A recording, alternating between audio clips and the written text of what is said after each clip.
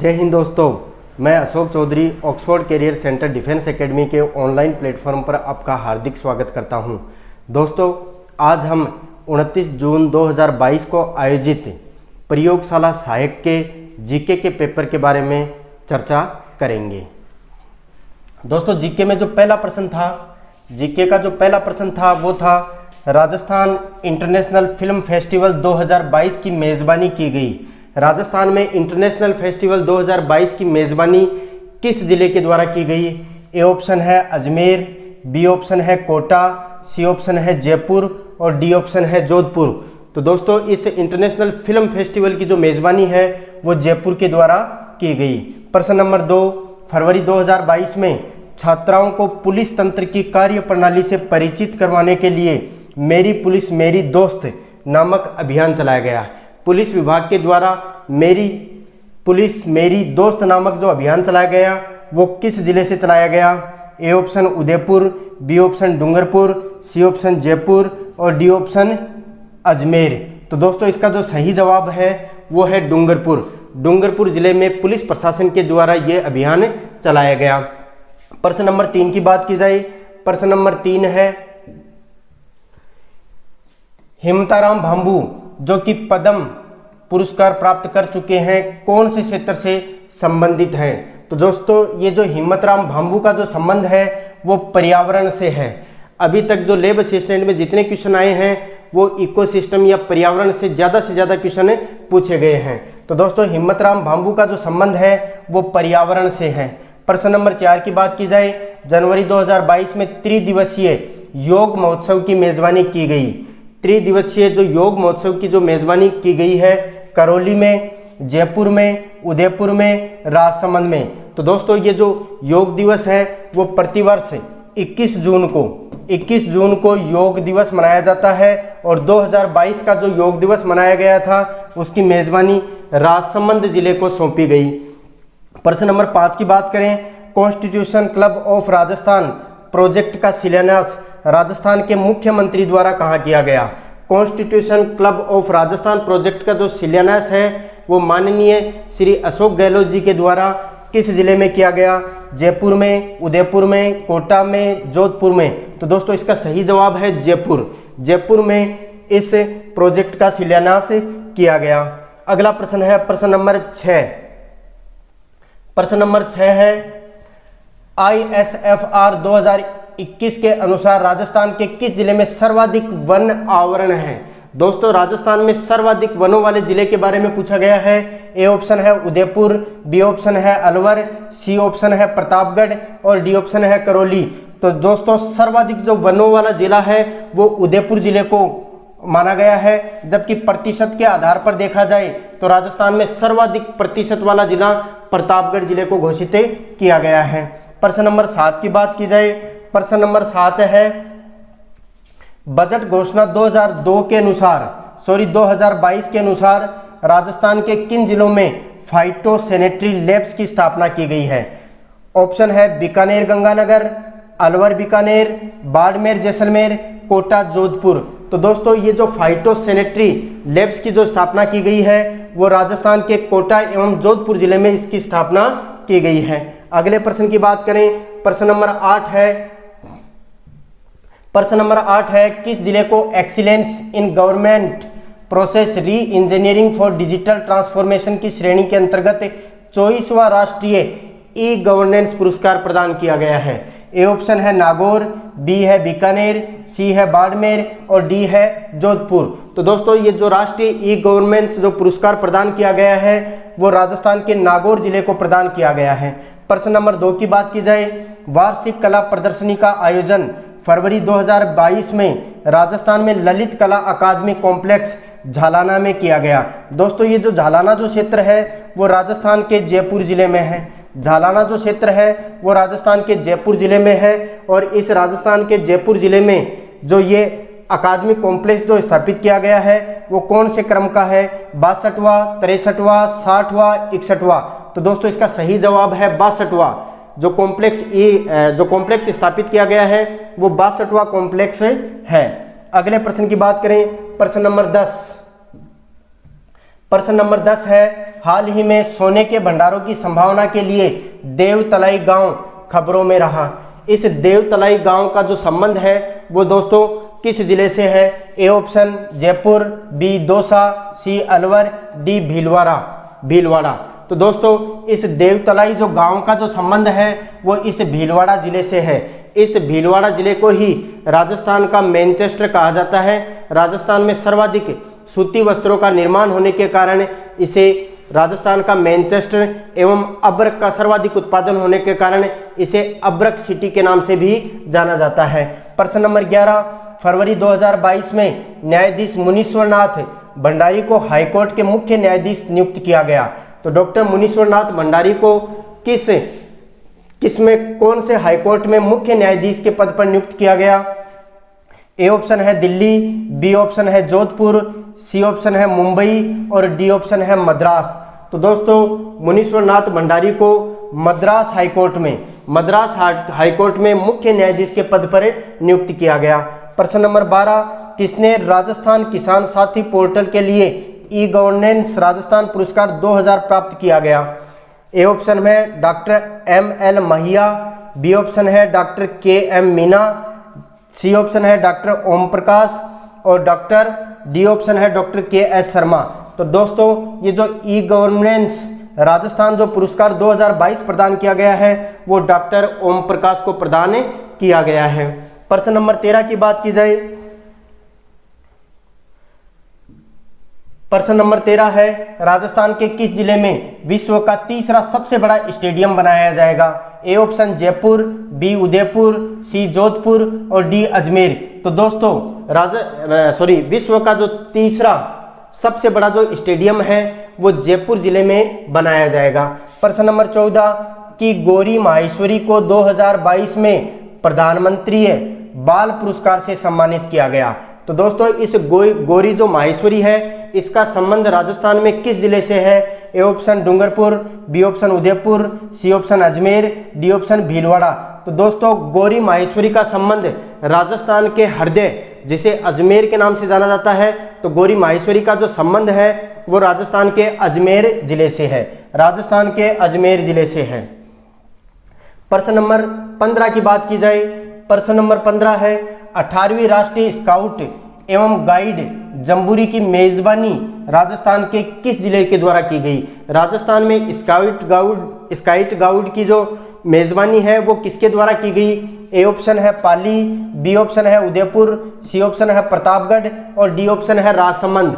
तो दोस्तों scout guide की जो मेजबानी है वो राजस्थान के पाली जिले से इसका उद्घाटन या मेजबानी की गई है।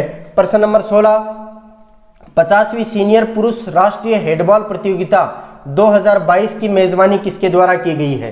तो दोस्तों 50वीं सीनियर पुरुष राष्ट्रीय हेडबॉल प्रतियोगिता 2022 की मेजबानी A option Kota, B option Jaipur, C option Bharatpur और डी ऑप्शन बीकानेर। तो हेडबॉल प्रतियोगिता की जो मेजबानी है दोस्तों वो जयपुर के द्वारा की गई है। प्रश्न नंबर 17 है राजस्थान के किस जिले में MSME तकनीकी पार्क स्थापित किया जाएगा? MSME जो पार्क है वो किस जिले में स्थापित किया जाएगा? ए ऑप्शन है दौसा, बी ऑप्शन है करौली, सी ऑप्शन है अजमेर और डी ऑप्शन है जयपुर। तो दोस्तों ये जो MSME जो पार्क तकनीकी पार्क जो है वो राजस्थान के दौसा जिले में स्थापित किया जाएगा। अगले प्रश्न की बात करें, प्रश्न नंबर 18 फरवरी 2022 में RPSC के अध्यक्ष पद पर किसे नियुक्त किया गया? वर्तमान में फरवरी 2022 में RPSC जो राजस्थान प्रशासनिक लोक सेवा आयोग है इस संस्था में अध्यक्ष पद पर किसे नियुक्त किया गया है? ए ऑप्शन है SC त्रिपाठी, बी ऑप्शन है संजय कुमार क्षत्रिय, सी ऑप्शन है अजय सिंह चौहान और डी ऑप्शन है आशुतोष गुप्ता। तो दोस्तों वर्तमान में जो RPSC के जो अध्यक्ष हैं उनका नाम है संजय कुमार क्षत्रिय। प्रश्न नंबर 19 की बात की जाए, राजस्थान सरकार ने में वनस्पति उद्यान स्थापित करने की घोषणा की है। राजस्थान में वनस्पति उद्यान स्थापित करने की घोषणा कौन कौन से जिले में की गई है? ए ऑप्शन है जयपुर, बी जोधपुर, सी कोटा, ऑप्शन है केवल 3, सभी 1 2 3, केवल 1 3, केवल 2-3। तो दोस्तों ये जो आपके जो स्थापित किया गया है वनस्पति उद्यान, वो दोस्तों जोधपुर एवं कोटा में स्थापित किया गया है। तो इसका जो सही उत्तर है वो है केवल 2 व 3। जोधपुर और कोटा में वनस्पति उद्यान स्थापित करने की घोषणा की गई है। प्रश्न नंबर 20 की बात करें। प्रश्न नंबर 20 है इंडियाज बेस्ट अवार्ड 2021 के तहत निम्नलिखित में से किस राज्य को बेस्ट वेंडिंग डेस्टिनेशन की घोषणा की गई है।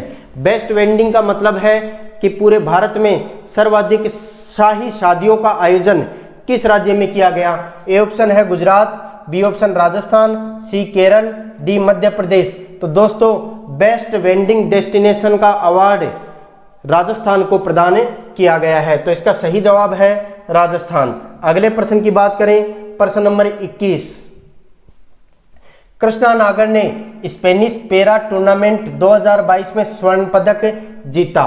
तो दोस्तों कृष्णा नागर का संबंध पूछा गया है। स्पेनिश पैरा टूर्नामेंट में स्वर्ण पदक जीता। A option athletics, B option swimming, C option boxing और डी ऑप्शन बैडमिंटन। तो दोस्तों इसका सही जवाब है बैडमिंटन। इस कृष्णा नागर का जो संबंध है वो बैडमिंटन खेल से है। प्रश्न 22, गोडवाड़ा पर्यटन सर्किट के स्थलों को कवर करेगा। ए ऑप्शन है जालोर, पाली, सिरोही, बाड़मेर। तो दोस्तों इनका जो कूट में दे रखा है, इसका जो सही जवाब होगा वो सभी 1, 2, 3 व 4। दोस्तों इस गोडवाड़ा जो सर्किट है इसमें प्रारंभ में जालोर, पाली एवं सिरोही को शामिल किया गया था, लेकिन वर्तमान में जो नवीनतम जिला जोड़ा गया है उसे बाड़मेर को जोड़ा गया है। तो दोस्तों इसका जो सही जवाब है सभी 1, 2, 3, 4 जालोर, पाली, सिरोही एवं बाड़मेर चारों जिलों को शामिल किया गया है। प्रश्न नंबर 23 की बात की जाए। प्रश्न नंबर 23 है केंद्रीय नवीन एवं नवीनीकरणीय ऊर्जा मंत्रालय की ताजा रिपोर्ट के अनुसार कौन सा राज्य 10 गीगावाट क्षमता के साथ सोलर हब के रूप में शीर्ष स्थान पर है। ए ऑप्शन है मध्य प्रदेश, बी ऑप्शन है महाराष्ट्र, सी ऑप्शन है राजस्थान और डी ऑप्शन गुजरात है। तो दोस्तों राजस्थान में वर्तमान में सबसे ज्यादा जो ऊर्जा का उत्पादन किया जा रहा है वो सोलर ऊर्जा का किया जा रहा है। अतः इसका जो सही जवाब है वो राजस्थान होगा। राजस्थान को एक सोलर सिटी के रूप में घोषित करने की मंजूरी आगे भविष्य में प्राप्त होने वाली है। प्रश्न नंबर 24 की बात की जाए। प्रश्न नंबर 24 है उत्तर तलाई सिविल एयरपोर्ट स्थित है जैसलमेर, बाड़मेर, जालोर, बारां। तो दोस्तों इसका सही जवाब है बाड़मेर। उत्तर तलाई जो भूमिगत सैन्य हवाई अड्डा है वो दोस्तों सेना के लिए बाड़मेर जिले में बनाया गया है। प्रश्न नंबर 25 पर्यटन संबंधित गतिविधियों के संदर्भ में सांचू माता का मंदिर सुर्खियों में रहा। सांचू पोस्ट किस जिले में स्थित है। ए ऑप्शन गंगानगर में, बी ऑप्शन जैसलमेर में, सी ऑप्शन बीकानेर में और डी ऑप्शन बाड़मेर में। तो दोस्तों ये जो सांचू जो पोस्ट है वो राजस्थान के बीकानेर जिले में स्थित है। प्रोटॉन की खोज। प्रश्न नंबर 26 है प्रोटॉन की खोज किसने की। जे थॉमसन ने, रॉबर्ट एंड्रयूज कुक ने, जेम्स चैडविक ने और अर्नेस्ट रदरफोर्ड ने। तो दोस्तों प्रोटॉन की खोज अर्नेस्ट रदरफोर्ड के द्वारा की गई है, जबकि जेम्स चैडविक ने न्यूट्रॉन की खोज की थी। जेम्स चैडविक ने न्यूट्रॉन की खोज की, जबकि प्रोटॉन की खोज अर्नेस्ट रदरफोर्ड के द्वारा की गई है। प्रश्न नंबर 27 की बात की जाए। प्रश्न नंबर 27 है मिसाइल नोवेट्रिक केएस 172 है। सतह से हवा में मार करने वाली मिसाइल, पानी से सतह पर मार करने वाली मिसाइल, सतह से सतह पर मार करने वाली मिसाइल, हवा से हवा में बात करने वाली मिसाइल। तो दोस्तों ये जो मिसाइल नोवेट्रिक केएस 172 जो है वो दोस्तों हवा से हवा में मार करने वाली मिसाइल है।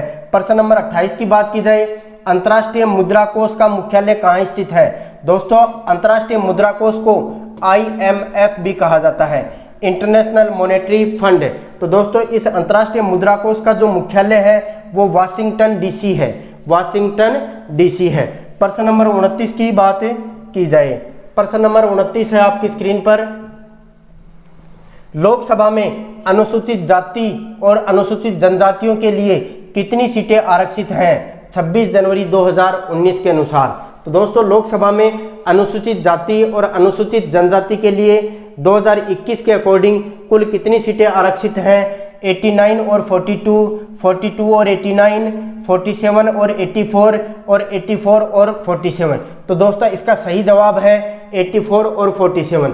दोस्तों ये जो 87 जो सीटें हैं वो अनुसूचित जाति के लिए हैं, जबकि अनुसूचित जनजाति के लिए 47 सीटें आरक्षित की गई हैं। प्रश्न 30 है, प्रसिद्ध चित्र लास्ट सफर किसके द्वारा बनाई गई? एक प्रसिद्ध चित्र है उसका नाम है लास्ट सफर, तो वो किसके द्वारा बनाया गया है? क्लाउड मोनेट के द्वारा, मिशेल एंजेलो के द्वारा, लियोनार्डो दा विंसी के द्वारा, पाब्लो पिकासो के द्वारा। तो दोस्तों ये जो लास्ट जो सफर जो पिक्चर है वो लियोनार्डो दा विंसी के द्वारा बनाई गई है। लियोनार्डो दा विंसी ने ही मोनालिसा का चित्र बनाया था। मोनालिसा, मोनालिसा दोस्तों मोनालिसा का जो चित्र है वो लियोनार्डो दा विंसी के द्वारा बनाया गया। Mona Lisa, Mona Lisa. अगले प्रश्न की बात करें, अगला प्रश्न है प्रश्न नंबर 31। प्रश्न नंबर 31 है, निम्नलिखित में से जीव विज्ञान की कौन सी शाखा पक्षियों के अध्ययन से संबंधित है? ए ऑप्शन है एंटोमोलॉजी, बी ऑप्शन है ऑर्निथोलॉजी, सी ऑप्शन है एचथियोलॉजी और डी ऑप्शन है पोमोलॉजी। तो दोस्तों इसका जो सही जवाब है वो है ऑर्निथोलॉजी। इस ऑर्निथोलॉजी में पक्षियों से संबंधित अध्ययन किया जाता है। प्रश्न 32, तमिल महाकाव्य मणिमेखलाई के लेखक हैं? ए ऑप्शन सतनार, बी ऑप्शन पुलावर, सी ऑप्शन एलेगो और डी ऑप्शन है तिरुत्तकटेवर। तो दोस्तों इसका सही जवाब है सतनार। सतनार ने तमिल भाषा में दक्षिणी भारत में मणिमेखलाई नामक महाकाव्य की रचना की थी। प्रश्न नंबर 33, हर वर्ष विश्व तंबाकू निषेध दिवस निम्नलिखित में से किस दिनांक को मनाया जाता है? विश्व में तंबाकू निषेध जो दिवस है वो किस डेट को मनाया जाता है? ए ऑप्शन 31 जुलाई, बी ऑप्शन 31 अगस्त, सी ऑप्शन 31 मई है दोस्तों यहाँ पर 31 मई और डी ऑप्शन है 30 जून। तो विश्व तंबाकू निरोध जो दिवस है वो दोस्तों 31 मई को मनाया जाता है। 31 मई को विश्व तंबाकू निरोध दिवस मनाया जाता है। प्रश्न नंबर 34, संयुक्त राष्ट्र के चार्टर पर किस सम्मेलन में हस्ताक्षर किए गए? संयुक्त राष्ट्र का जो चार्टर था उस पर किस सम्मेलन में हस्ताक्षर किए गए? A option Dumbarton, B option San Francisco, C option Tehran और डी ऑप्शन याल्टा। तो दोस्तों सैन फ्रांसिस्को जो सम्मेलन था उसमें संयुक्त राष्ट्र के चार्टर पर हस्ताक्षर किए गए। अगले प्रश्न की बात करें दोस्तों, प्रश्न नंबर 35, एग्रीकल्चर शॉट का संबंध निम्नलिखित में से किस खेल से है? स्क्वैश से, बैडमिंटन से, क्रिकेट से, बेसबॉल से। तो दोस्तों इस एग्रीकल्चर शॉट का जो संबंध है वो क्रिकेट से है। प्रश्न नंबर 36 की बात की जाए, निम्नलिखित में से कौन पेरिस शांति सम्मेलन 2019 में उपस्थित नहीं था? कौन व्यक्ति था जो इस पेरिस शांति सम्मेलन में उपस्थित नहीं था? Lloyd George, Frederick इबर्ट, कालीमेन्यू साइनोजी। तो दोस्तों इसका सही जवाब है फ्रेडरिक इबर्ट। फ्रेडरिक इबर्ट पेरिस शांति सम्मेलन 2019 में उपस्थित नहीं थे। प्रश्न नंबर 37, किस सिख गुरु के द्वारा गुरुमुखी लिपि शुरू की गई? गुरु हरराज, गुरु हरकिशन, गुरु अंगद, गुरु अमरदास। तो दोस्तों गुरु अंगद के द्वारा इस गुरुमुखी लिपि का मतलब इसको प्रारंभ किया गया या शुरुआत की गई। प्रश्न नंबर 38 की बात की जाए, निम्नलिखित में से कौन सा विश्व का सबसे बड़ा उष्ण कटिबंधीय वर्षावन है? A option Amazon, B option Kinabalu, C option Congo, D option Daintree. तो दोस्तों इसका जो सर्वाधिक जो मेन आंसर है वो है अमेजन। अमेजन विश्व का सबसे बड़ा उष्ण कटिबंधीय वर्षावन है। इस अमेजन को दोस्तों पृथ्वी का फेफड़ा कहा जाता है। अमेजन वर्षावन को पृथ्वी का फेफड़ा अमेजन वर्षावन को कहा जाता है, जबकि पृथ्वी का गुर्दा मैंग्रोव वनस्पति को कहा जाता है। प्रश्न नंबर 39 की बात की जाए, प्रश्न नंबर 39 है आपकी स्क्रीन पर। प्रश्न नंबर 39 है, अंतरिक्ष में जाने वाली दुनिया की पहली महिला अंतरिक्ष यात्री कौन थी? ए ऑप्शन है स्वेतलाना सावित्स्काया, बी ऑप्शन है पेगी वाटसन, सी ऑप्शन है वेलेंटिना टेरेस्कोवा और डी ऑप्शन है सेली राइड। तो दोस्तों इसका सही जवाब है वेलेंटिना टेरेस्कोवा। प्रथम महिला जो अंतरिक्ष पर गई उनका नाम है वेलेंटिना टेरेस्कोवा। और प्रश्न नंबर 40 है वर्कला बीच। वर्कला बीच भारत के किस राज्य में स्थित है? मणिपुर में, अरुणाचल प्रदेश में, तमिलनाडु में, केरल में। तो दोस्तों ये जो वर्कला बीच है वो भारत के केरल राज्य में स्थित है। प्रश्न नंबर 41, फिलीपींस की मुद्रा क्या है?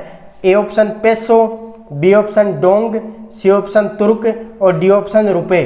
तो दोस्तों इस फिलीपींस की जो मुद्रा है उसका नाम है पेसो। इस फिलीपींस की जो राजधानी है दोस्तों, फिलीपींस की राजधानी का नाम है मनीला।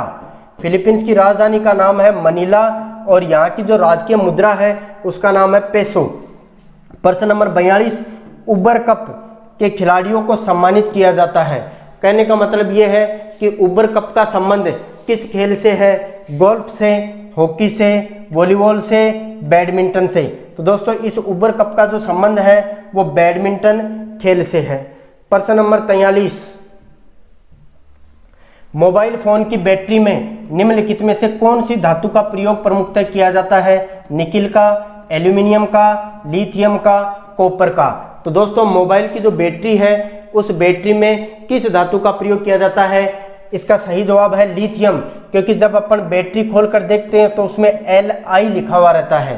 तो Li का मतलब है जो बैटरी बनी हुई रहती है उस पर जो कवर चढ़ा रहता है वो लिथियम धातु का चढ़ा रहता है। प्रश्न नंबर 44, निम्नलिखित में से कौन सा एक पादप उत्पाद नहीं है? कपूर, आइजिंग्लास, ब्रोकाली, चिकोरी।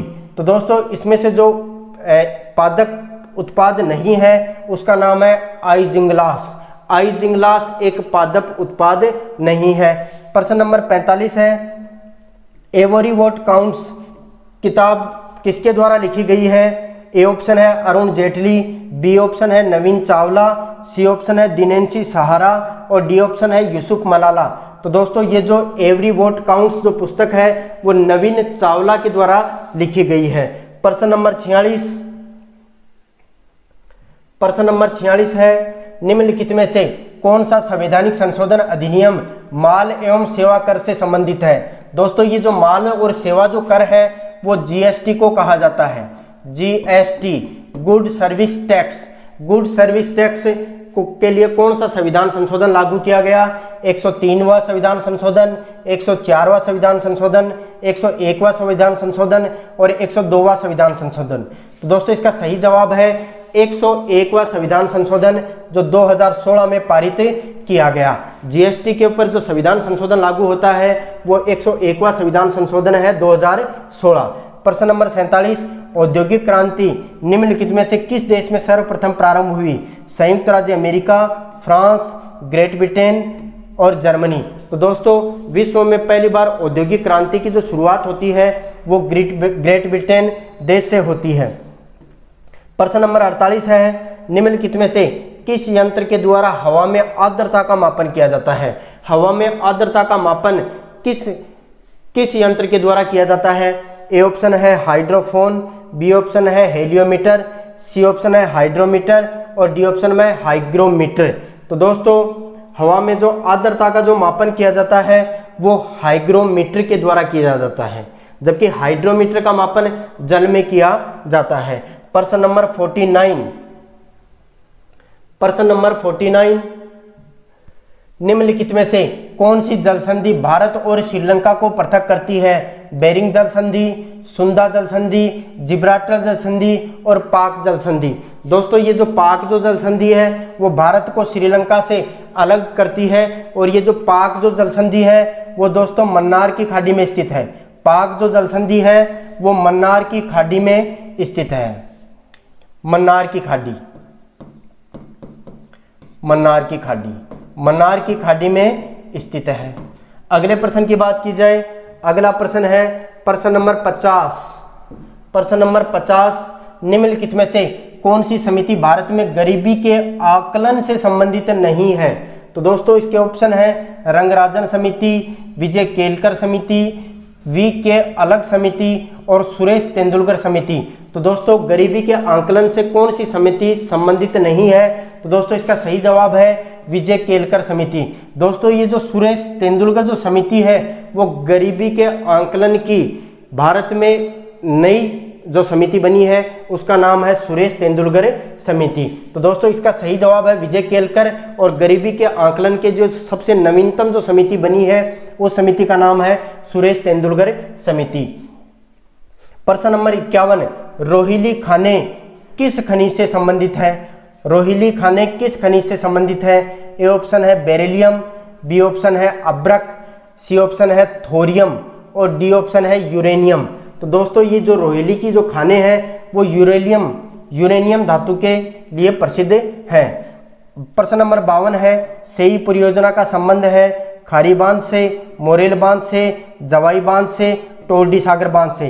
तो दोस्तों ये जो सेवी परियोजना का जो निर्माण किया गया है वो इस जवाई बांध पर किया गया है, और ये जो जवाई बांध है ये पाली जिले में स्थित है।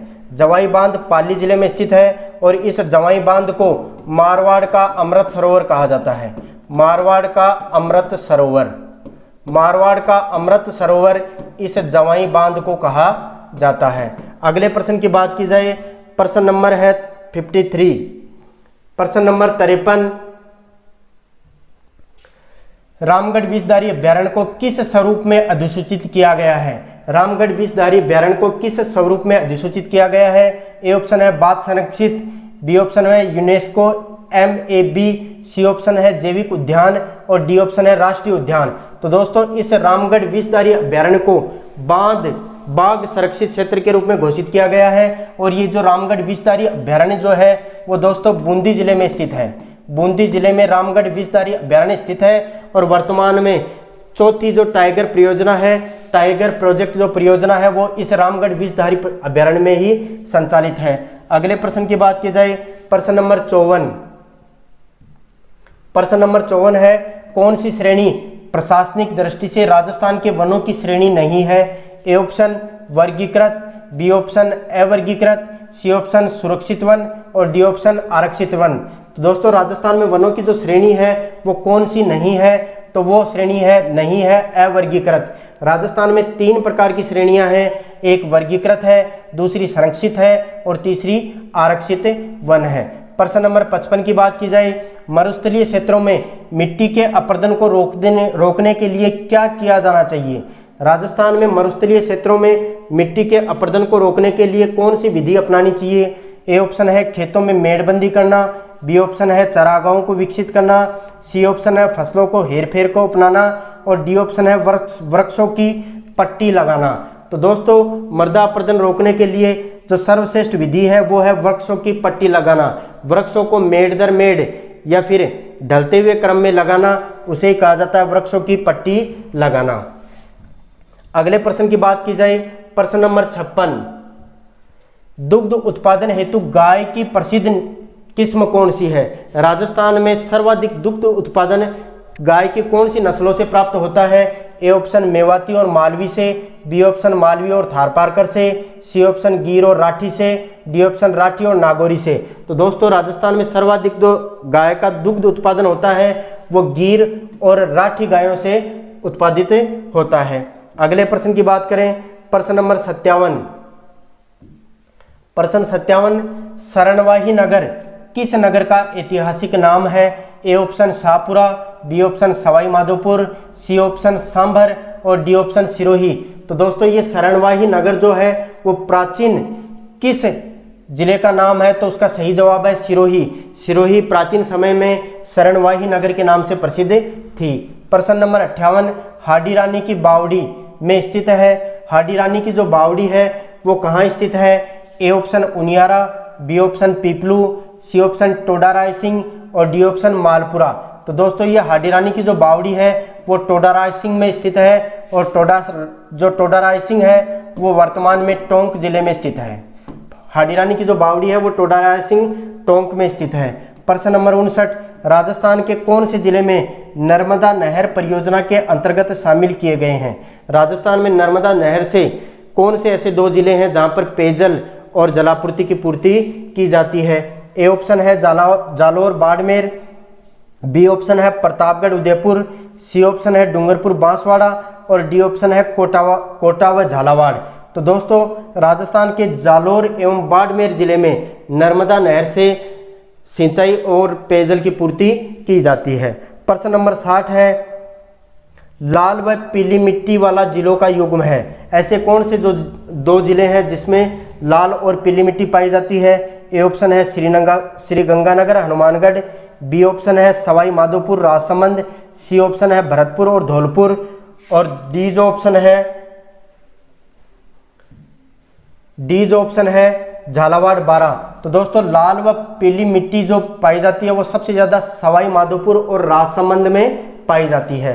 प्रश्न नंबर 61 है, राजस्थान सरकार के वन विभाग द्वारा जारी जिला एवं शुभंकर को त्रुटिपूर्ण युग्म को पहचानिए। राजस्थान के वन विभाग के द्वारा कुछ जिलों को शुभंकर दिए गए हैं, उनमें से त्रुटिपूर्ण शुभंकर कौन से जिले का है? तो दोस्तों भीलवाड़ा का मोर, चूरू का काला हिरण, अलवर का बाघ और भरतपुर का सारस क्रेन। तो दोस्तों इसमें से जो गलत युग्म है वो अलवर का है, अलवर का बाघ नहीं है। ये जो बाघ जो शुभंकर है दोस्तों वो रणथंभौर का है, रणथंभौर के शुभंकर का नाम है बाघ। तो इसका सही जवाब होगा सी अलवर। प्रश्न नंबर 62 है, गोडवारा प्रदेश किस बेसिन को कहते हैं? ए ऑप्शन माही बेसिन को, छप्पन बेसिन को, चंबल बेसिन को, लूनी बेसिन को। तो दोस्तों इसका सही जवाब है लूनी बेसिन। इस गोडवारा प्रदेश के तहत जालोर, बाड़मेर एवं सिरोही जिले को शामिल किया जाता है और इन तीनों जिलों में ही लूनी नदी का प्रवाह क्षेत्र विस्तृत है। प्रश्न नंबर 63, वह वृक्ष जिससे कत्था तैयार किया जाता है? ए ऑप्शन नीम, बी ऑप्शन सालर, सी ऑप्शन बबूल और डी ऑप्शन खेर। तो दोस्तों ये जो कत्था तैयार किया जाता है वो खेर के वृक्ष से किया जाता है और कत्था तैयार करने वाली जो जाति है उस जाति का नाम है कथोड़ी। कथोड़ी जो जाति है वो दोस्तों मूलतः महाराष्ट्र की जाति थी, और वर्तमान में ये जो कथोड़ी जाति है दोस्तों वो सबसे ज़्यादा उदयपुर में निवास करती है। उदयपुर में कथोड़ी जनजाति निवास करती है और सबसे ज़्यादा जो कत्थे का उत्पादन किया जाता है दोस्तों ये कथोड़ी जाति के द्वारा ही किया जाता है। प्रश्न नंबर 64 की बात की जाए, निम्नलिखित में से कौन सी नदी कामधेनु नदी के नाम से जानी जाती है? A option Banas, B option Mahi, C option Sabarmati, D option Chambal. तो दोस्तों इसका सही जवाब है चंबल। चंबल नदी राजस्थान में कामधेनु नदी के नाम से जानी जाती है। अगले प्रश्न की बात की जाए, अगला प्रश्न है प्रश्न नंबर 65, राजस्थान के किस क्षेत्र में सर्वाधिक मक्का का उत्पादन होता है? गोडवार प्रदेश में, ढूंढार प्रदेश में, मेवाड़ प्रदेश में और मारवाड़ प्रदेश में। तो दोस्तों सबसे ज़्यादा मक्का का जो उत्पादन होता है वो मेवाड़ क्षेत्र में होता है। उदयपुर, चित्तौड़गढ़, प्रतापगढ़, बांसवाड़ा एवं डूंगरपुर जिले में सबसे ज़्यादा मक्का की कृषि की जाती है। प्रश्न नंबर 56, कुंभलगढ़ एवं गोगुंदा के बीच में विस्तृत पठार किस नाम से जाना जाता है? दोस्तों ये जो कुंभलगढ़ जो है वो राजसमंद में है। कुंभलगढ़ जो है वो राजसमंद में है और गोगुंदा है ये उदयपुर में है। गोगुंदा उदयपुर में है और कुंभलगढ़ जो है वो राजसमंद में है। तो कुंभलगढ़ एवं गोगुंदा के बीच विस्तृत पठार किस नाम से जाना जाता है? बोराट के पठार से, उड़िया के पठार को, लसाड़िया के पठार को, गोगुंदा के पठार को। तो कुंभलगढ़ एवं गोगुंदा के बीच का जो पठारी क्षेत्र है दोस्तों ये बोराट के पठार के नाम से जाना जाता है। प्रश्न नंबर 67, केंद्रीय शुष्क बागवानी संस्थान कहाँ स्थित है? ए ऑप्शन जोधपुर में, बी ऑप्शन जैसलमेर में, सी ऑप्शन बीकानेर में, डी ऑप्शन बाड़मेर में। तो दोस्तों केंद्रीय शुष्क बागवानी संस्थान राजस्थान के बीकानेर जिले में स्थित है। प्रश्न नंबर 68 की बात की जाए, प्रश्न नंबर 68 है, राजस्थान के थार मरुस्थल की परंपरागत जल संरक्षण तकनीकी है। राजस्थान के थार के मरुस्थल की जो परंपरागत जल संरक्षण की जो प्रणाली है वो किस नाम से जानी जाती है? ए ऑप्शन बावड़ी, बी ऑप्शन तालाब, सी ऑप्शन टांका और डी ऑप्शन खडीन। तो दोस्तों ये जो खडीन है वो राजस्थान के थार के मरुस्थल की परंपरागत जल संग्रहण की प्रणाली मानी जाती है। ये जो खडीन है दोस्तों ये सर्वाधिक जैसलमेर में पाई जाती है। खडीन है वो सर्वाधिक जैसलमेर में पाई जाती है और ये जो खडीन कृषि की जाती है वो जैसलमेर के पुष्करायण ब्राह्मणों के द्वारा की जाती है। प्रश्न नंबर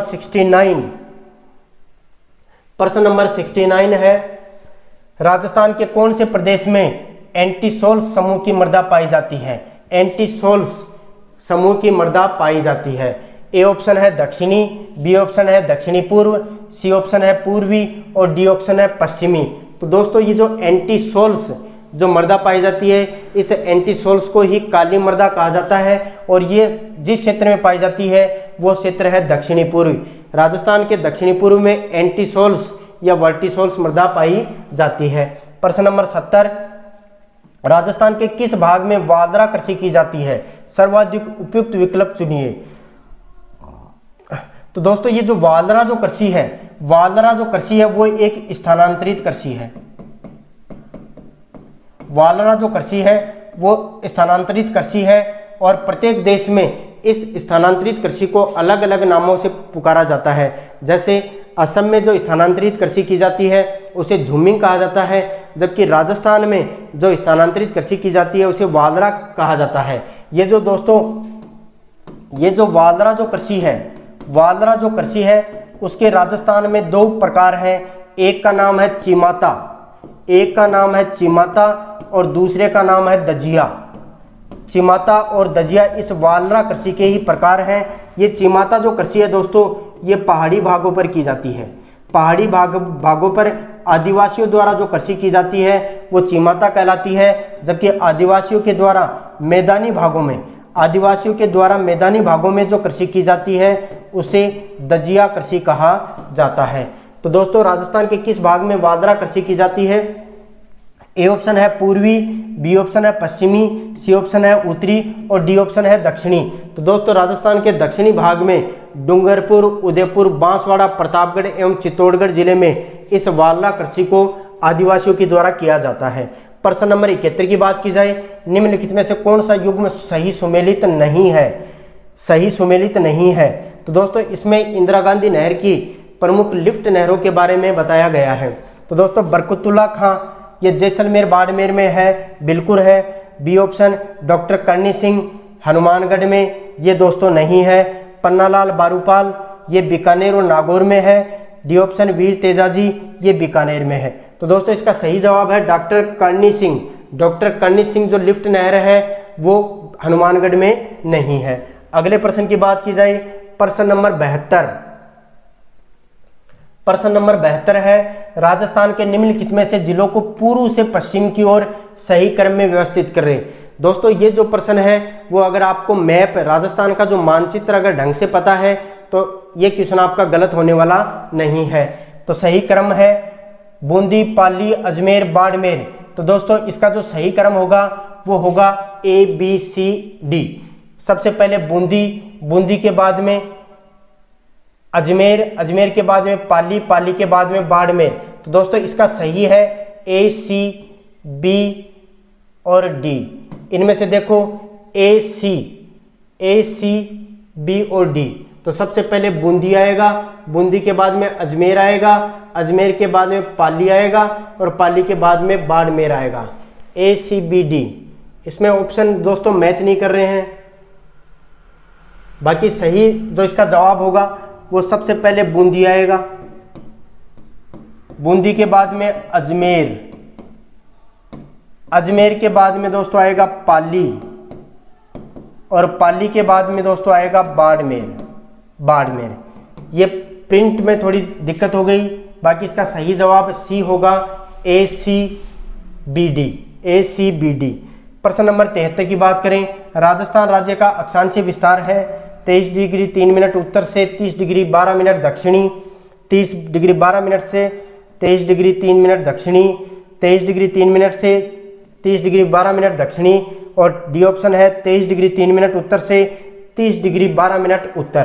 तो दोस्तों इसका सही जवाब है 23 डिग्री 3 मिनट उत्तरी अक्षांश से 30 डिग्री 12 मिनट उत्तरी अक्षांश तक। ये 23 डिग्री जो 3 मिनट है वो बांसवाड़ा जिले में बोरकुंडा जो स्थान है वहां पर है, जबकि 30 डिग्री 12 मिनट है वो गंगानगर के कोणा गांव में स्थित है। तो इसका सही जवाब है डी। प्रश्न नंबर 74 है, कृषि अनुसंधान केंद्र बांसवाड़ा की ओर से विकसित संकुल किस्म माही कंचन किस फसल से संबंधित है? तो दोस्तों ये माही कंचन जो नस्ल पूछी गई है वो किस कृषि से संबंधित है? ए ऑप्शन जवार, बी ऑप्शन गेहूं, सी ऑप्शन चावल और डी ऑप्शन मक्का। तो दोस्तों ये माही जो कंचन जो नस्ल है वो मक्का से संबंधित है, जबकि 28 जून वाले पेपर में माही सुगंधा पूछा गया था, क्वेश्चन पूछा गया था माही सुगंधा। तो दोस्तों ये माही सुगंधा जो नस्ल है वो चावल की नस्ल है। तो माही कंचन कौन किसकी नस्ल है? मक्का की। प्रश्न नंबर 75 की बात की जाए, इंदिरा गांधी फीडर राजस्थान फीडर की लंबाई कितनी है? 649 किलोमीटर, 826 किलोमीटर, 204 किलोमीटर और 445 किलोमीटर। तो राजस्थान फीडर की जो कुल लंबाई है दोस्तों वो 204 किलोमीटर है। राजस्थान फीडर की जो कुल लंबाई है वो 204 किलोमीटर है। अगर दोस्तों इंदिरा गांधी नहर की कुल लंबाई पूछ ली जाए तो वो 649 किलोमीटर है। और ये जो इंदिरा गांधी जो नहर है वो सतलज और व्यास नदियों के संगम पर हरिके बैराज स्थित है। इस हरिके बैराज से इस इंदिरा गांधी नहर को निकाला गया है। इस नहर की जो कुल लंबाई है दोस्तों वो 649 किलोमीटर है, जबकि राजस्थान फीडर जो हरिके बैराज से लेकर मसीता वाली हनुमानगढ़ तक है इसकी कुल लंबाई 204 किलोमीटर है। प्रश्न नंबर 76, राव गंगा की मृत्यु के उपरांत 5 जून 1531 में मारवाड़ का शासक कौन बना? ए ऑप्शन है जसवंत सिंह, बी ऑप्शन है मालदेव, सी ऑप्शन है विरमदेव और डी ऑप्शन है सातलदेव। तो दोस्तों राव गंगा की मृत्यु के बाद में अगला जो शासक बनता है वो राव मालदेव बनता है और इस मालदेव को ही हसमत वाला शासक कहा जाता है। राव मालदेव इतिहास में या मारवाड़ के शासन में हसमत वाले शासक के नाम से जाना जाता है। प्रश्न नंबर 77, 300 ईसा पूर्व से 300 ईस्वी तक के काल में राजस्थान में गोल चैत्य ग्रह कहाँ स्थापित किए गए? तो दोस्तों ये चैत्य का जो संबंध है, चैत्य ग्रहों का जो संबंध है वो बौद्ध धर्म से है। तो ए ऑप्शन में है कोलवी, ये कोलवी है झालावाड़ में, लालसोट है दौसा में, नगरी है चित्तौड़गढ़ में और बेराट है जयपुर में। तो दोस्तों गोल चैत्य ग्रहों का संबंध बेराट से है। बेराट विराटनगर जयपुर में स्थित है और ये जो बेराट स्थान है वो बौद्ध धर्म से संबंधित है। अगले प्रश्न की बात करें, प्रश्न नंबर 78। प्रश्न नंबर 78, राजस्थान का कौन सा मेला आदिवासियों का कुंभ कहलाता है? पुष्कर मेला, वेणेश्वर मेला, रामदेव जी का मेला, परबतसर मेला। तो दोस्तों ये वेणेश्वर जो मेला है इसे आदिवासियों का कुंभ कहा जाता है। वेणेश्वर मेले का आयोजन डूंगरपुर जिले में माघ पूर्णिमा के दिन सोम, माही और जाखम इन तीनों नदियों के संगम पर यह मेला आयोजित किया जाता है।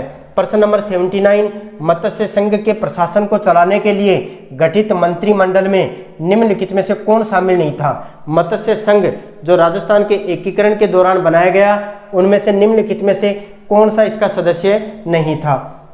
ए ऑप्शन है doctor Mangal Singh, B option है रमेश कुमार, सी ऑप्शन है मास्टर भोलेनाथ, डी ऑप्शन है चिरंजीलाल मिश्र। तो दोस्तों इसका सही जवाब है रमेश कुमार। रमेश कुमार मत्स्य संघ के सदस्यों में शामिल नहीं थे।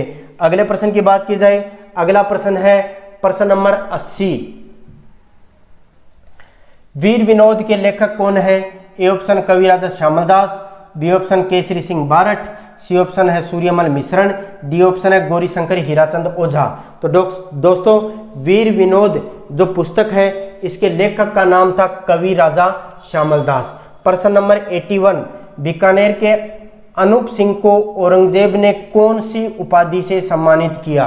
बीकानेर के जो राजा अनूप सिंह थे इनको औरंगजेब ने कौन सी उपाधि से सम्मानित किया?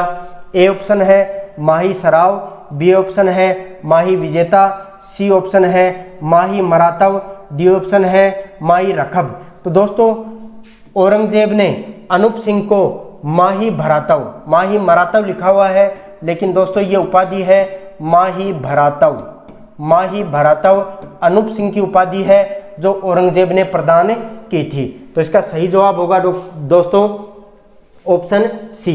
प्रश्न नंबर 82 की बात की जाए, राजस्थान के लोकप्रिय पर्यटन स्थल सहेलियों की बाड़ी का निर्माण किसने करवाया?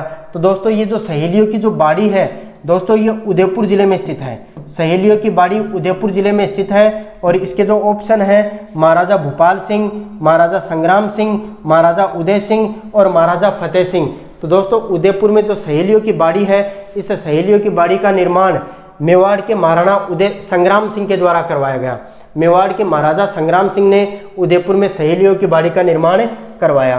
प्रश्न नंबर 83, प्रश्न नंबर 83 है, उदयपुर में राजस्थान महिला परिषद की संस्थापक कौन थी? A option Lakshmi Devi Kabra, B option Kamala Swadhin, C option Shanta Trivedi और डी ऑप्शन कृष्णा व्यास। तो दोस्तों उदयपुर में राजस्थान महिला परिषद की जो संस्थापक थी उनका नाम था शांता त्रिवेदी। प्रश्न नंबर 84, किस नदी के तट पर गिलुंड सभ्यता स्थित है? दोस्तों ये जो गिलुंड सभ्यता है वो राजसमंद में स्थित है। गिलुंड जो सभ्यता है वो राजसमंद में स्थित है और ये जो गिलुंड सभ्यता है दोस्तों वो बनास नदी के किनारे स्थित है, जबकि कांतली नदी के किनारे गणेश्वर सभ्यता स्थित है। आहड़ सभ्यता है वो बेड़च या आहड़ नदी के किनारे स्थित है। कोठारी जो नदी है इस नदी के किनारे बागोर सभ्यता स्थित है। अगले प्रश्न की बात की जाए, प्रश्न नंबर 85, पिछवाई किस चित्रकला शैली से संबंधित है? अलवर शैली से, बूंदी शैली से, किशनगढ़ शैली से, नाथद्वारा शैली से। तो दोस्तों पिछवाई जो चित्रकला है वो राज सिंह के समय सबसे ज़्यादा प्रसिद्ध हुई और नाथद्वारा शैली से संबंधित है। ये नाथद्वारा जो शैली है दोस्तों ये राजसमंद से है। नाथद्वारा जो शैली है इसका संबंध राजसमंद जिले से है और पिछवाई चित्रकला में दोस्तों भगवान श्री कृष्ण की बाल कलाओं का चित्रण किया जाता है। प्रश्न नंबर 86 है, पथिक ने किस समाचार पत्र के माध्यम से बिजोलिया कृषक किसान आंदोलन को विख्यात किया? A option Navbharat, B option Lokvani, C option Pratap और डी ऑप्शन प्रभात। तो दोस्तों विजय सिंह पथिक का जो बिजोलिया किसान आंदोलन के समय जो मुख्य समाचार पत्र था दोस्तों उस समाचार पत्र का नाम था लोकवाणी। प्रताप जो था समाचार पत्र दोस्तों ये कानपुर से, प्रताप समाचार पत्र कानपुर से गणेश शंकर विद्यार्थी के द्वारा प्रकाशित किया गया। गणेश शंकर विद्यार्थी के द्वारा इसको प्रतिपादित किया गया। तो लोकवाणी जो समाचार पत्र है दोस्तों वो विजय सिंह पथिक का प्रमुख समाचार पत्र है। प्रश्न नंबर 87 की बात की जाए, प्रश्न नंबर 87, परमवीर चक्र से सम्मानित होने वाले प्रथम राजस्थानी कौन थे? योगेंद्र सिंह, होशियार सिंह, शैतान सिंह, पीरू सिंह। तो दोस्तों राजस्थान में पहली बार जो परमवीर चक्र प्रदान किया गया है वो पीरू सिंह को प्रदान किया गया है। इन पीरू सिंह का जो संबंध था दोस्तों वो झुंझुनू जिले से था। झुंझुनू जिले के जो जिला मुख्यालय है उसी के पास में पीरू सिंह सर्किल बनाया गया है और पीरू सिंह जी का जो संबंध था दोस्तों वो झुंझुनू जिले से संबंधित था। प्रश्न नंबर 88, घटियाला प्राकृत अभिलेख किस प्रतिहार शासक से संबंधित है? दोस्तों ये जो घटियाला जो अभिलेख है वो जोधपुर से प्राप्त हुआ है। घटियाला जो शिलालेख है या अभिलेख है वो जोधपुर से मतलब प्राप्त हुआ है और इसका जो शासक जो संबंध था वो किससे था? नागभट्ट, ककुक से, दुध के और वत्सराज से। तो गुर्जर प्रतिहार शासक था ककुक के समय यह घटियाला शिलालेख प्राप्त हुआ है। इस घटियाला शिलालेख की जो भाषा थी दोस्तों वो संस्कृत भाषा थी। प्रश्न नंबर 89, जैसलमेर का किला किस नाम से जाना जाता है? सोनारगढ़, लालगढ़, जूनागढ़, धूलगढ़। तो दोस्तों ये सोनारगढ़ जो किला है वो जैसलमेर को किला कहा जाता है, जबकि ये जो लालगढ़ दोस्तों लालगढ़ जो है वो बीकानेर में है। लालगढ़ है वो बीकानेर में है और ये जो जूनागढ़ है ये भी दोस्तों बीकानेर में है। जूनागढ़ भी बीकानेर में है। प्रश्न नंबर 90 की बात की जाए, प्रश्न नंबर 90, मोतीलाल तेजावत ने भीलों का आंदोलन कहां से शुरू किया? ऑप्शन भूला से, बलोरिया से, सिरोही से, झाडोल से। तो दोस्तों मोतीलाल तेजावत ने जो भीलों का आंदोलन प्रारंभ किया था वो झाडोल से किया था और ये जो झाडोल जो स्थान है दोस्तों ये उदयपुर जिले में है। झाडोल जो स्थान है वो उदयपुर जिले में है। प्रश्न नंबर 91, डूंगरपुर राज्य में गुहिल राजवंश का संस्थापक कौन था? डूंगरपुर राज्य में गुहिल राजवंश का संस्थापक कौन था? ए ऑप्शन है सामंत सिंह, बी ऑप्शन है उदय सिंह, सी ऑप्शन है आस्करण और डी ऑप्शन है शीशमल। तो दोस्तों डूंगरपुर में इस गुहिल वंश का जो संस्थापक था उनका नाम था सामंत सिंह। प्रश्न नंबर 92, ऐतिहासिक दृष्टि से अहिरवाटी और किस नाम से जानी जाती है? राठी के नाम से, हीरवाली के नाम से, मेवाती के नाम से और मेवाड़ी के नाम से। तो दोस्तों ये जो अहिरवाटी जो क्षेत्र है वो अलवर के आसपास का क्षेत्र है। अलवर के आसपास के क्षेत्र को अहिरवाटी कहा जाता था।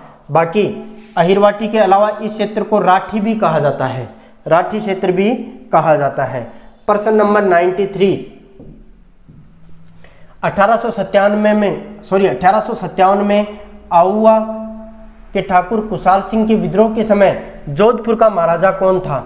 1857 की क्रांति जब होती है उस समय आउवा के ठाकुर के विद्रोह के समय जोधपुर का महाराजा कौन था? A option Takhat Singh, B option Bhim Singh, C option Man Singh, D option Jaswant Singh. तो जोधपुर का उस समय शासक था महाराजा तखत सिंह। दोस्तों ये जो आउवा जो स्थान है, आउवा जो स्थान है वो दोस्तों पाली जिले में स्थित है और आउवा के उस समय ठाकुर जो थे उनका नाम था कुशाल सिंह। आउवा के ठाकुर थे कुशाल सिंह, कुशाल सिंह। अगले प्रश्न की बात की जाए, अगला प्रश्न है प्रश्न नंबर 94, गणेश्वर सभ्यता का उत्खनन किसके द्वारा निर्देशन में किया गया? B N. Mishra, R C. Agrawal, S D. Sakalia, A N. Ghosh. तो दोस्तों इस गणेश्वर सभ्यता का जो उत्खनन है वो रमेश चंद्र अग्रवाल या आर.सी. अग्रवाल के द्वारा किया गया। अमलानंद घोष के द्वारा कालीबंगा सभ्यता का उत्खनन किया गया। एस.डी. सांकलिया के द्वारा आहड़ सभ्यता का उत्खनन किया गया और वी.एन. मिश्र के द्वारा इस आहड़ सभ्यता में ही अपना योगदान दिया गया। तो गणेश्वर सभ्यता का उत्खनन आर.सी. अग्रवाल के द्वारा किया गया। प्रश्न नंबर 95 की बात की जाए, कामड़िया पंथ के संस्थापक कौन थे? संत रामदेव जी, संत रामचरण जी, संत पीपा जी, संत धन्ना जी। तो दोस्तों ये जो कामड़िया जो पंथ है वो संत रामदेव जी के द्वारा चलाया गया।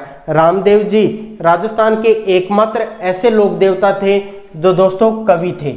एकमात्र लोक देवता जो कवि थे वो थे संत रामदेव जी। प्रश्न नंबर 96 की बात की जाए, प्रश्न नंबर 96, प्रश्न नंबर 96, किस मंदिर को खंभों का अजायब घर भी कहा जाता है? जैन मंदिर रणकपुर को, कीर्ति स्तंभ चित्तौड़गढ़ को, सोमेश्वर मंदिर किराडू को, जैन मंदिर दिलवाड़ा को। तो दोस्तों राजस्थान में खंभों का अजायब घर या 1444 खंभों का स्तंभ किसे कहा जाता है? रणकपुर के जैन मंदिर को। ये रणकपुर के जो जैन मंदिर हैं दोस्तों वो जैन धर्म से संबंधित हैं और पाली जिले में स्थित हैं। प्रश्न नंबर 97 की बात की जाए, पारंपरिक कलाकार मांगीलाल मिश्र किस क्षेत्र से संबंधित हैं? ए ऑप्शन है मांडन से, बी ऑप्शन पीपा से, सी ऑप्शन कावड़ से और डी ऑप्शन कठपुतली से। तो दोस्तों ये मांगीलाल जो मिश्र का जो संबंध है वो कावड़ कला से है। प्रश्न नंबर 98 की बात की जाए, सूर्यमल मिश्रण की रचनाओं में राजस्थान की कौन सी बोली प्रयुक्त की गई है?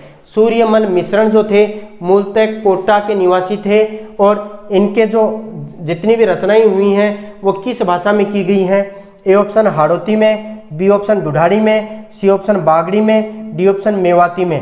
तो दोस्तों इसका सही जवाब है हाड़ौती। कोटा, बूंदी, बारा एवं झालावाड़ के क्षेत्र को हाड़ौती क्षेत्र के नाम से जाना जाता है। अगले प्रश्न की बात करें, प्रश्न नंबर है 99, निम्नलिखित में से संतों में से कौन से मेवात क्षेत्र से संबंधित हैं? A option Laldas ji, B option Pipa ji, C option Haridas ji, D option Dadu Dayal ji. तो दोस्तों इसका सही नाम है लालदास जी। लालदास जी का संबंध मेवात क्षेत्र से है और लालदास जी ने एक संप्रदाय चलाया था, उस संप्रदाय का नाम था लालदासी संप्रदाय। लालदासी जो संप्रदाय है वो लालदास जी के द्वारा चलाया गया था। जबकि दोस्तों दादू दयाल जी को राजस्थान का कबीर कहा जाता है। राजस्थान का कबीर दादू दयाल जी को कहा जाता है। संत पीपा थे तो संत पीपा झालावाड़ के थे और मुख्यतः दर्जी समुदाय के अनुयायी संत पीपा को मानते हैं। अगले प्रश्न, अंतिम प्रश्न की बात करते हैं। प्रश्न नंबर 100, शेर शाह सूरी के आक्रमण के समय मारवाड़ का शासक कौन था? दोस्तों जब 1544 में गिरी सुमेल या जेतारण के युद्ध में शेरशाह सूरी मारवाड़ पर आक्रमण करता है, उस समय मारवाड़ का राजा कौन था? राव मालदेव, मोटा राजा उदय सिंह, राव जोधा, राव चंद्रसेन। तो दोस्तों उस समय मारवाड़ का राजा था राव मालदेव। जब गिरी सुमेल के युद्ध में या जेतारण के युद्ध में शेरशाह सूरी की हार हो जाती है, तो हारते हारते शेरशाह सूरी जीतता है, तो शेरशाह सूरी के शब्द से ये वाक्य निकलते हैं, आज मैं मुट्ठी भर बाजरे के लिए पूरे हिंदुस्तान की बादशाहत खो बैठता। तो ये जो वाक्य हैं वो शेरशाह सूरी ने 1544 में गिरी सुमेल के युद्ध के विजय होने के उपलक्ष्य में कहे। इस गिरी सुमेल के युद्ध में दोस्तों राव मालदेव की पराजय हो जाती है, लेकिन राव मालदेव बड़ी हिम्मत से और बिल्कुल एकदम शक्तिशाली रूप से इस युद्ध का सामना करता है। तो उस समय मारवाड़ का राजा राव मालदेव होते हैं। धन्यवाद दोस्तों।